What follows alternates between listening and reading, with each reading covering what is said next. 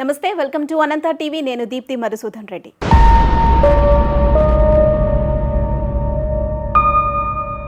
రీసెంట్గా బాలినేని శ్రీనివాస్ రెడ్డి వైఎస్ఆర్సీపీ పార్టీకి రాజీనామా చేసిన సంగతి తెలిసిందే. సో త్వరలో ఆయన జనసేన పార్టీలో చేరబోతున్నారు అంటూ వార్తలు వస్తున్నాయి.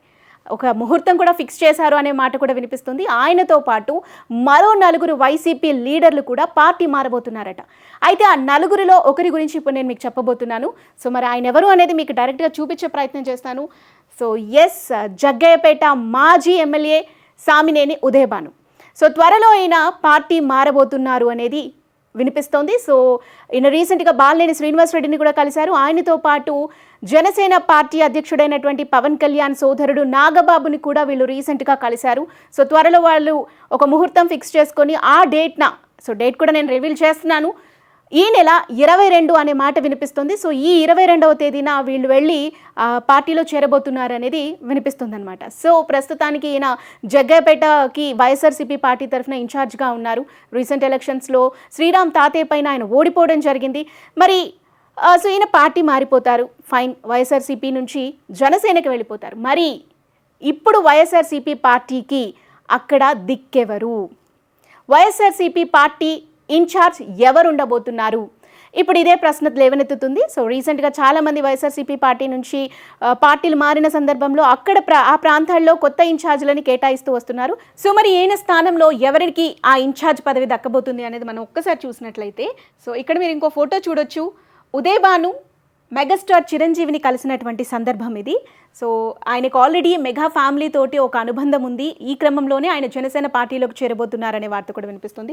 సో మరి మొత్తానికి ఈయన ప్లేస్లో కొత్త ఇన్ఛార్జ్ ఎవరు అని అంటే, ఆయన ప్రముఖ మీడియా సంస్థ అధినేత బొల్లా రామకృష్ణ. సో ప్రస్తుతానికి ఆయన టీడీపీలోనే ఉన్నారు, జగ్గయ్యపేట నియోజకవర్గం నుంచి. నిజానికి రీసెంట్గా జరిగినటువంటి 2024 ఎలక్షన్స్లో జగ్గయ్యపేట టికెట్ని కూడా ఎక్స్పెక్ట్ చేశారు. సో ఈ టికెట్ కోసం ఆయన గత 5 ఏళ్ల నుంచి జగ్గయ్యపేటలో గ్రౌండ్ వర్క్ కూడా చేసుకున్నారు. చాలా కష్టపడ్డారు, ప్రజలకి ఎప్పుడు అందుబాటులో ఉన్నారు. అయినప్పటికీ కూడా చంద్రబాబు నాయుడు శ్రీరామ్ తాతయ్యకి టికెట్ ఇవ్వటం వల్ల కాస్త అసహనంగానే ఉన్నారు, కాస్త అలిగే ఉన్నారని చెప్పాలి ఒక మాటలో చెప్పాలంటే.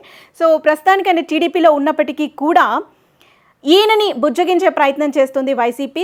ఆయనని త్వరలో వైసీపీలో చేర్చుకొని జగ్గయ్యపేట ఇన్ఛార్జ్ పదవి కూడా ఆయనకే ఇవ్వబోతున్నట్టుగా కూడా వార్తలు వినిపిస్తున్నాయి. నిజానికి ఈయన గురించి మాట్లాడుకున్నట్లయితే ఈయనే కాదు, ఈయన కుటుంబం కూడా ఎన్నో ఏళ్ళుగా టీడీపీ కోసమే పనిచేస్తుంది, జగ్గయ్యపేటలోనే ఉంటారు. సో అండ్ లాస్ట్ 5 years నుంచి కూడా ఆయన చాలా గ్రౌండ్ వర్క్ చేశారు, చాలా కష్టపడ్డారు, పార్టీ కోసం కష్టపడ్డారు. పార్టీ ఫండ్స్ విషయంలో కానీ, పార్టీ గ్రౌండ్ వర్క్ చేసుకునే విషయంలో కానీ, జగ్గయ్యపేట టికెట్ ఖచ్చితంగా ఈసారి బొల్లా రామకృష్ణకే వస్తుంది అని కన్ఫర్మ్ అయిపోయింది అని కూడా అనే వార్తలు కూడా వినిపించాయి. బట్ అనూహ్య రీతిలో శ్రీరామ్ తాతయ్యకి టికెట్ ఇవ్వటంతో ఆయనకి టికెట్ దక్కలేదు. బట్ అయినప్పటికీ కూడా శ్రీరామ్ తాతయ్య గెలుపు కోసం ఆయన కృషి చేశారు.